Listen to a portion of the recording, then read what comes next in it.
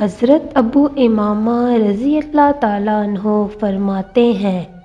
میں نے خود حضور صلی اللہ علیہ وآلہ وسلم کو فرماتے ہوئے سنا کہ جو شخص رات کو باوضو اپنے بستر پر سونے کے لیے جائے اور وہ اللہ تعالیٰ کا ذکر کرتے کرتے سو جائے اور پھر رات میں کسی وقت بھی اپنی کروٹ بدلتے ہوئے اللہ تعالیٰ سے دنیا و آخرت کی جو بھی دعا مانگے گا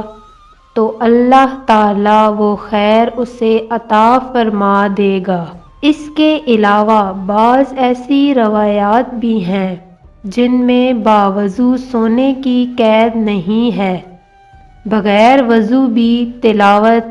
ذکر، تسبیحات و وظائف وغیرہ پڑھتے ہوئے سو جائے اور رات آنکھ کھل جائے یا کروٹ بدلتے وقت جتنی مرتبہ جو دعا مانگی جائے گی وہ سب انشاءاللہ تعالی مستجاب ہوگی۔